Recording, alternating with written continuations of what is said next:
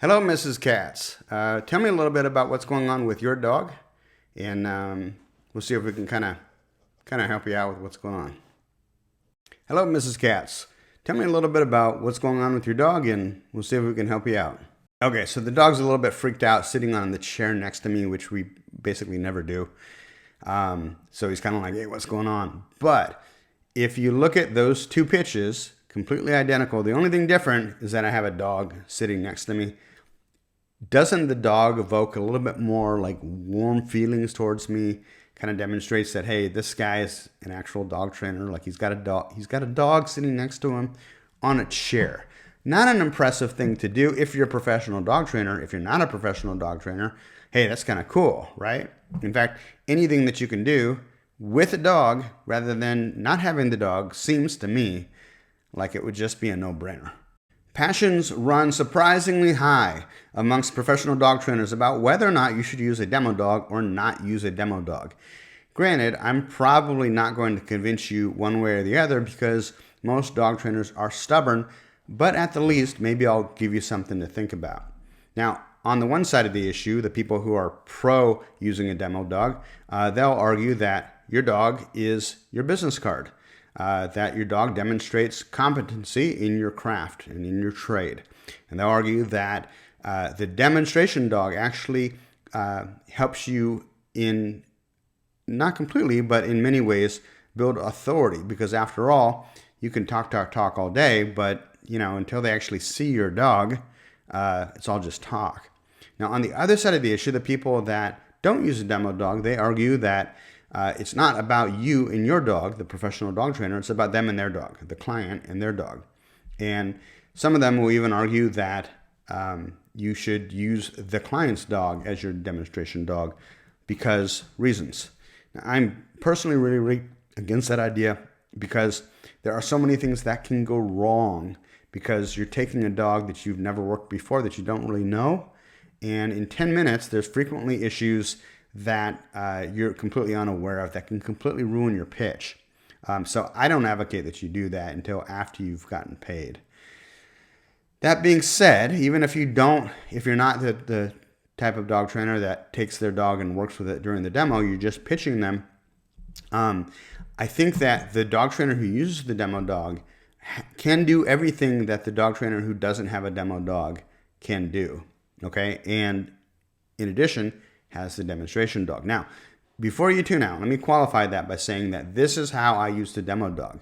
I didn't show up at their house or have them come down to our facility and say, hey, look at what I could do. Look at all these cool things me and my dog can do. I don't think that sells.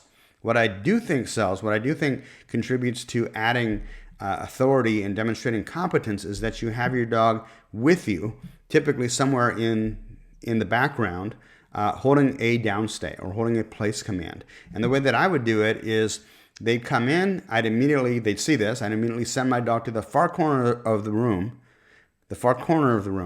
where he would jump on top of his crate, and I had like a 400 series crate, with a pad on top of the crate. And he would get up there, telling the dog once, and he'd jump up there and he'd stay up there for the duration of the consultation. Now, we kind of developed a routine that just kind of happened organically. The dog he had one of those go nuts, those big green rubber donuts.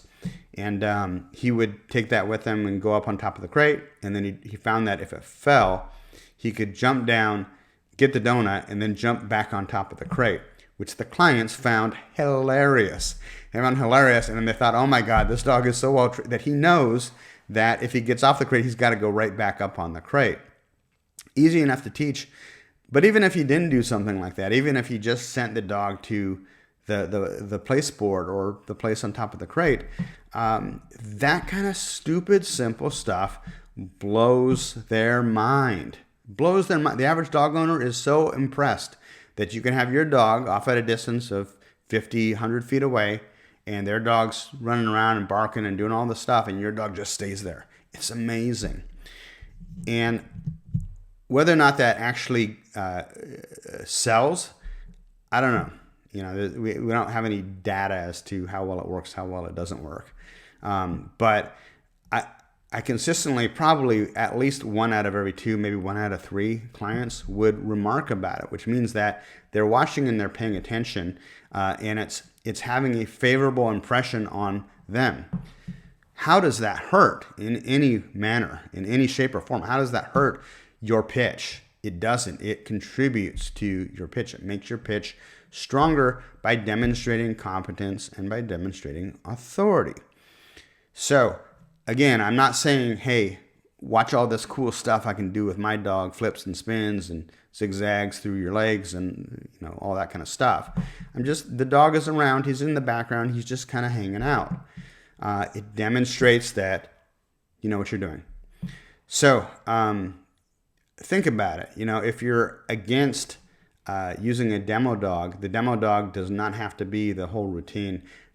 The other benefit to having a demo dog is, you know, it's real easy to go out when they have a bark in the park or even just farmer's market or any community event.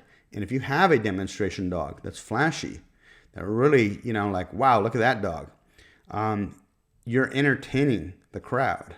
And when you entertain the crowd and they see your work, because again, the dog is a representation of your work live. I get it. You have videos on YouTube that can go and watch the videos. That's all good. Do that too. But having a demonstration dog that you can actually show off in person when you're out in public, you're doing events, gets eyeballs and it gets leads and it helps you make sales. Again, I'm Adam Katz for DogTrainerToolbox.com. Talk to you soon, guys.